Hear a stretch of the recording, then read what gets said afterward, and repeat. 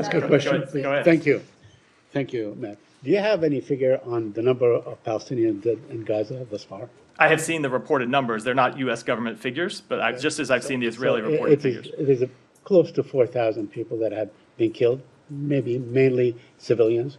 What kind of protection is the United States willing to give the Palestinian civilians? I mean, obviously, they are told to move from one place to another, yet they are targeted. So you keep saying that you ask of Israel that to protect civilians. Have you seen any measure by the Israeli assault thus far where it has actually taken the protection of Palestinians into consideration? We are working with the government of Israel. This is part of Ambassador Satterfield's charge, not just to get humanitarian assistance flowing into Gaza, which is something I've already spoken to at length, but not just to get humanitarian assistance flowing into Gaza, but also to establish places inside Gaza where innocent civilians can be safe from harm's way.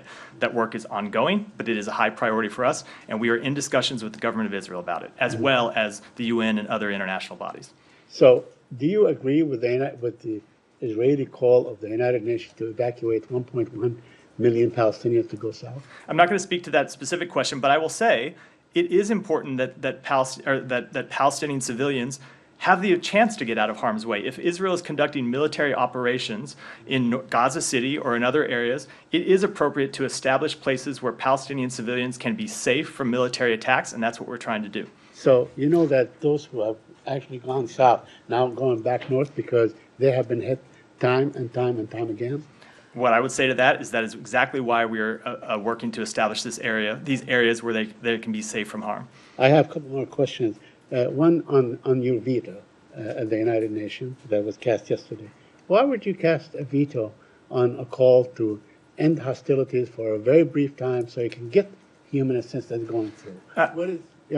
All other members of the Security Council, with the exception of Russia and England that chose to abstain, voted for such a measure. I would say a few things about that. Number one, we thought it was very unfortunate that resolution did not recognize Israel's right to defend itself in the face of these terrorist attacks. We think that is an important principle. I'm going to go back to what I said a minute ago, which is that Israel just suffered a massive terrorist attack, something that is 10 to 15 times the impact of 9/11 when you look at it on a per capita basis. Any country would defend it. Saeed, let me. I'm going to answer. I'll give you a follow-up where you can make your point or answer your question. Any country would defend itself in those situations. The other reason we exercise that veto is there is ongoing diplomatic work about this very question right now, the work that Ambassador Satterfield is conducting, the work that others in the region are conducting to try to establish areas where civilians can be safe from harm. With that work ongoing and with a resolution that did not exercise Israel's right to defend itself, we thought this step we took was the appropriate one. Go ahead. So, in your view, what is Israel's end game? I mean, what we have seen is an increased assault that ends up killing a lot of civilians, and that seems to be, the trajectory for, the next few days and so on. What is, in your view, what is Israel's end game, or what should it be? Because you obviously are in talks with them. You talk with them at the level of the president, at the level of the Secretary of State, and so on. What is their end game? It's a good question. So I was just in with the Secretary, a number of meetings with officials from the government of Israel, including with Prime Minister Netanyahu. And what they tell us privately is the same thing that they have said publicly, which is at the end of this conflict, they want a situation where Hamas can never again govern and run Gaza in the way it has. They want to ensure that Gaza is not a place where Hamas can continue to exist and launch terrorist attacks against Israel, which we believe is a completely legitimate and appropriate position that any country would take. We also, as the President has made clear, as the Secretary has made clear, to continue to engage with them on how best they can achieve that goal while protecting innocent civilians from harm.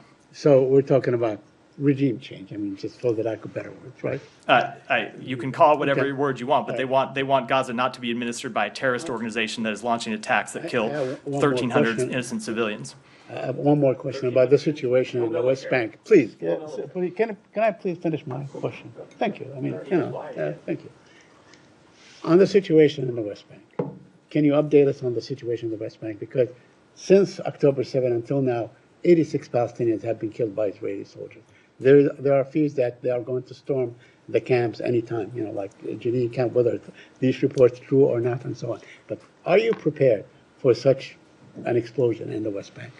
So we have made clear that from the outset of this conflict, from the very first day, one of the things that we were trying to do was keep violence from spreading, to keep the conflict from spreading to other areas.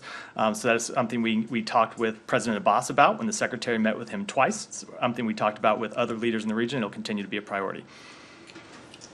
What?